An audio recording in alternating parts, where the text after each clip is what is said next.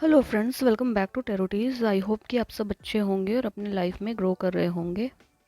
तो आज हम एक थोड़ा से कॉम्प्लेक्स टॉपिक पे ये रीडिंग निकाल कर लाए हैं कि क्या आपके जो लव कनेक्शन है उसमें कोई थर्ड पार्टी आ गई है। तो आज हम जानेंगे इसके बारे में।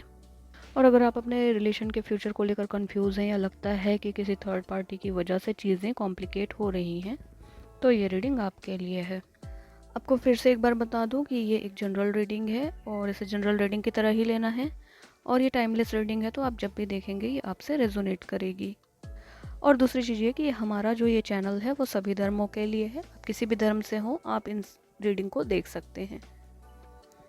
और ये रीडिंग सभी जेंडर के लिए भी है। तो चलिए शुरू करते हैं। पहले मैं सारे कार्ड्स निकाल लेती हूँ, उसके बाद फिर हम रीडिंग स्टार्ट करेंगे।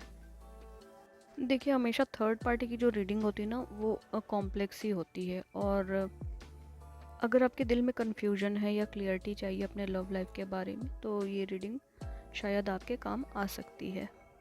इस रीडिंग में हम आगे ये भी देखेंगे कि कार्ड्स हमें क्या गाइडेंस दे रहे हैं, और आगे जो भी एडवाइस होगी वो भी हम देखेंगे। थर्ड पार्टी का टॉपिक होता है ना, वो हमेशा सेंसिटिव ही होता है, क्योंकि जो थर्ड पार्टी सिचुएशन है और हमारे रिलेशनशिप में ऐसे टाइम में आता है या फिर ऐसे फेज में आता है जो कन्फ्यूज़न, पेन और डाउट से भरे होते हैं।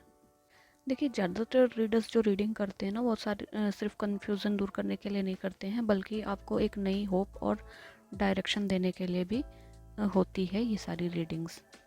तो इसे एंड तक ज़रूर देखिएगा। हो सकता है कि आपकी लाइफ का एक इम्पॉर्टेंट इंसाइट बन जाए।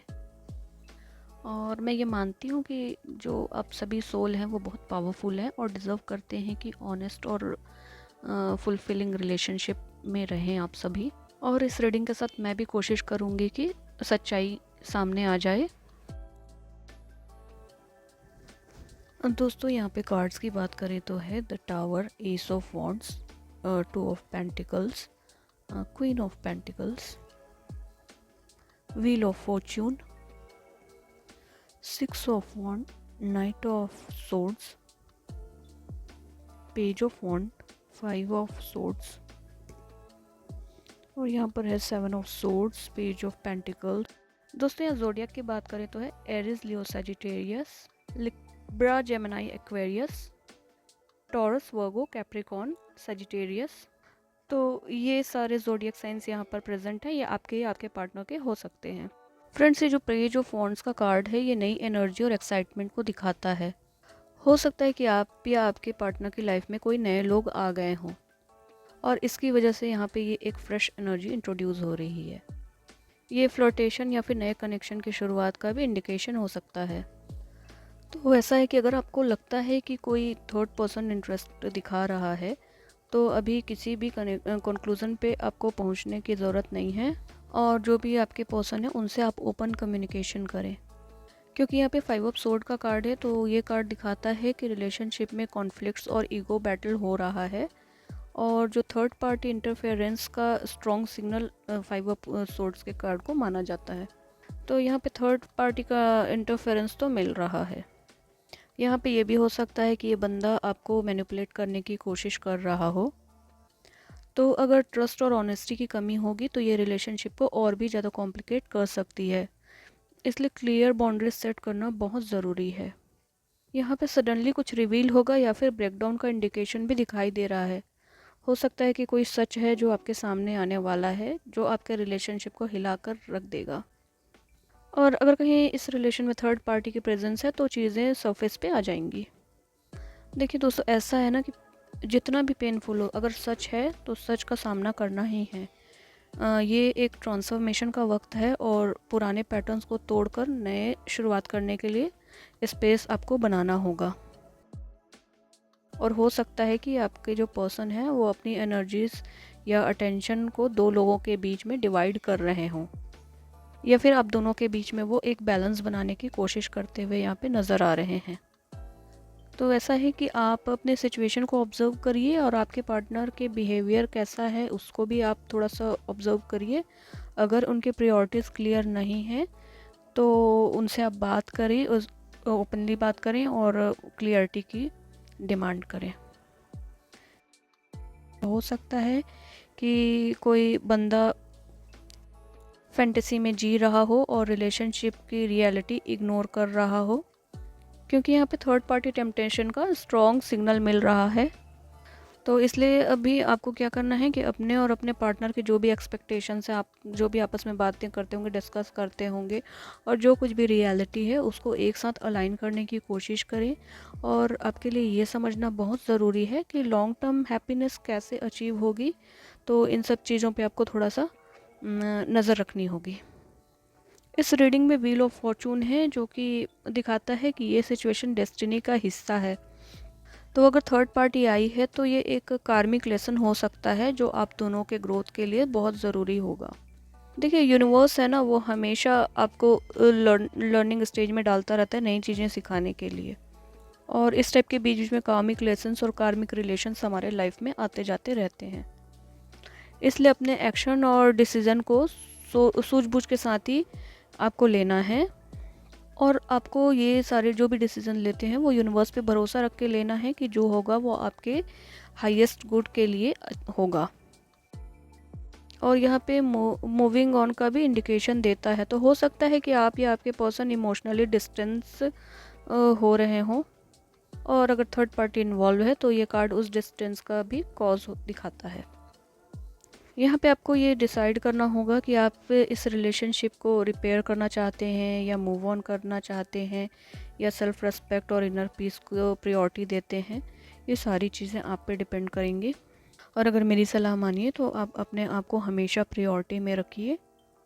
और मैं ऐसा इसलिए कह रही हूँ क्योंकि पेज ऑफ पेंटिकल्स का कार्ड आया है, और ये कार्ड सेल्फ ग्रोथ और सेल्फ ग्रोथ और प्रैक्टिकलिटी दिखाता है। शायद थर्ड पार्टी की वजह से आपको अपने प्रायोरिटीज़ दोबारा से इवेल्युएट करने होंगे, और अपने रिलेशनशिप गोल्स को क्लियर करना और करें, और देखें कि क्या ये कनेक्शन आपको लॉन्ग टर्म हैप्पीनेस दे रहा है। तो ऐसा है कि यहाँ पर तो ये सारे जो कार्ड्स हैं और उसकी रीडिंग के हिसाब से दिखाते हैं कि आपके रिलेशनशिप में कॉम्प्लिकेशंस हैं और थर्ड पार्टी का इंटरफेरेंस की पॉसिबिलिटीज़ हैं, क्योंकि यहाँ पे फिल्ट्रेशन, टेम्पटेशन या फिर किसी नए बंदे की एनर्जी रिलेशनशिप को अफेक्ट करती हुई नज़र आ रही है।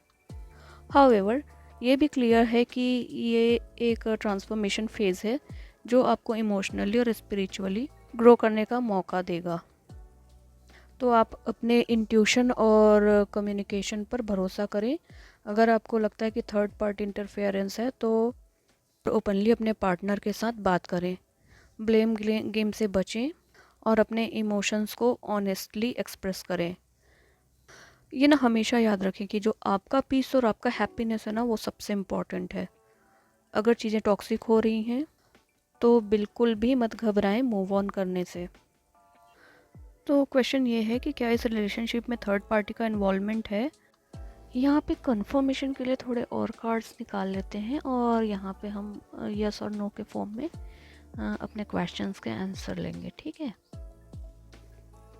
और आपको यहाँ पे ना इमोशनली प्रिपेयर्ड रहना होगा। जो भी सच सामने आएगा उसे कामली हैंडल करने का और रश डिसीज़न नहीं लेना है आपको। अगर दोनों पार्टनर्स आप जो हैं वो पुराने पैटर्न्स को तोड़ने के लिए तैयार हो तो नई शुरुआत आप दोनों के बीच में हो सकती है। और अगर आपको इस रिलेशनशिप को कंटिन्यू करना है तो ऑनेस्ट कम्युनिकेशन और ट्रस्ट रिबिल्ड करना ज़रूरी होगा। और अगर आपको लगता है कि चेंज करना आपके लिए बेटर है, तो अगर आप आगे बढ़ने का सोच रहे हैं तो फिर आगे बढ़ने का प्लान कीजिए। यहाँ पे क्या सच्चाई आपके सामने आएगी, तो एस ऑफ सोर्ड्स का कार्ड है यहाँ पे, जो कि दिखाता है कि सच्चाई बहुत जल्दी रिवील होने वाली है। ये क्लियरिटी और ट्रुथ का सिंबल भी होता है। अगर कोई चीज़ छुपी हुई है तो यूनिवर्स उसे आपके सामने लेकर आएंगे। ठीक है, थर्ड पार्टी की वजह से ये रिलेशनशिप ख़त्म होने के आसार हैं। तो 3 ऑफ कप्स के साथ इसका आंसर यस है, और यहाँ पर थर्ड पार्टी सिचुएशन का स्ट्रॉन्ग इंडिकेशन है। साथ ही साथ ये सोशल गैदरिंग का कार्ड भी है और इमोशनल और रोमांटिक डिस्ट्रैक्शंस की भी तरफ ये पॉइंट करता है। तो आपको अपने इंट्यूशन पर भरोसा करना होगा। अगर आपको लगता है कि कोई और आपके पार्टनर की अटेंशन ले रहा है तो कामली बात करें और क्लियरिटी मांगे। यहाँ पे बहुत से लोगों के मन में ये सवाल आ सकता है, क्या इस रिलेशनशिप को बचाया जा सकता है। तो यहाँ पर द स्टार का कार्ड है, और जो द स्टार का कार्ड होता है हीलिंग और होप का सिग्नल देता है। अगर दोनों पार्टनर्स एफर्ट करेंगे तो रिलेशनशिप को हील करना पॉसिबल हो सकता है और आपके इस रिलेशन में पॉजिटिविटी और बैलेंस लाने का स्कोप अभी भी है।